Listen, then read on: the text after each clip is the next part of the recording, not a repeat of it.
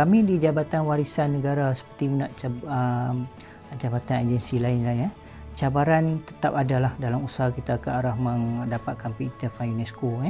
Sebab proses yang kita ambil, kita terpaksa lalui untuk sampai ke puncak begitu hebat jugalah.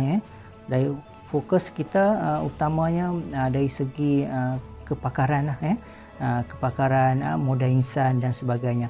Kerana itulah di pihak Jabatan Warisan kita bekerjasama erat dengan pakar-pakar penyelit dari luar lah, dari IPT, kemudian dari chef-chef tempatan kita, supaya kita dapat melahirkan satu input ataupun justifikasi yang kukuh lah untuk kita membawa budaya sarapan Malaysia ni ke peringkat tertinggi. Jadi bukan hanya di samping tenaga manusia, kita juga sering dihadapkan dengan cabaran dana lah. Kerana bila kita nak mengusahakan sesuatu ke peringkat tertinggi, mau tidak mau kita memerlukan dana.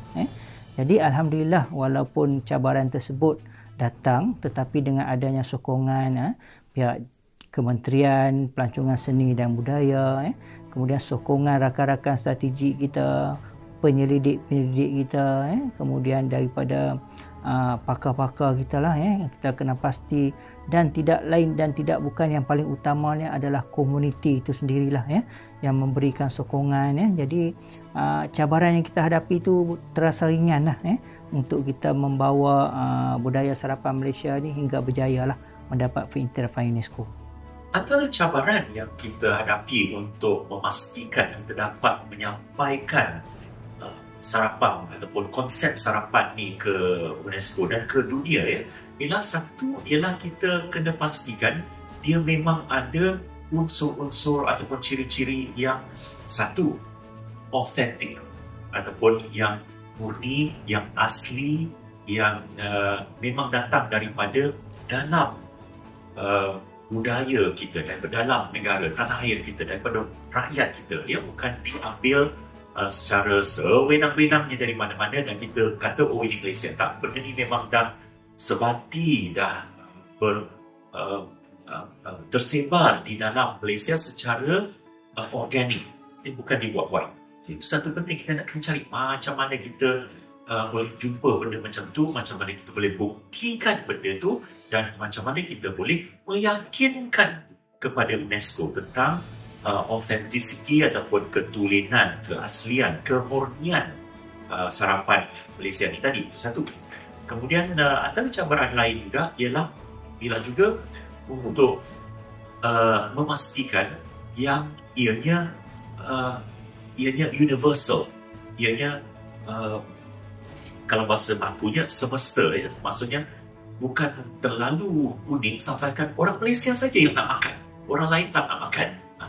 Jadi itu penting juga kita kena pastikan yang apa yang kita sampaikan pada UNESCO ni menjadi satu benda yang boleh diterima pakai untuk seluruh dunia.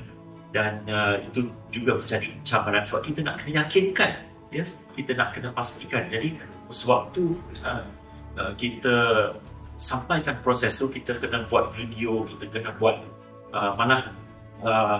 masakan yang yang dipamerkan dan diberikan rasa kepada para juri di UNESCO dan sebagainya. Itu semua penting. Dan akhir sekali ialah juga kita kena buktikan yang benda ni memang boleh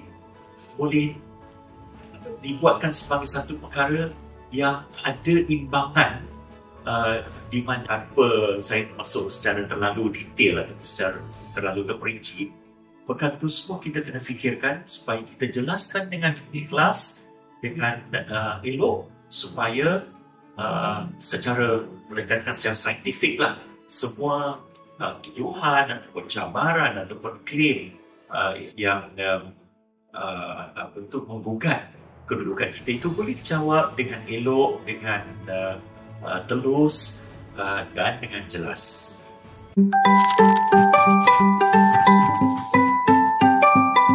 Penulis-penulis British pun ada yang dah menulis tentang keberadaan nasi lemak di Malaysia dan ialah di tanah air kita ni.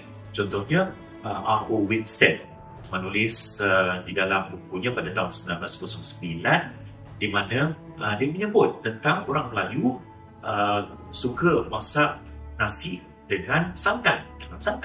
Bukan saja dengan air. Air pun memanglah yang biasa.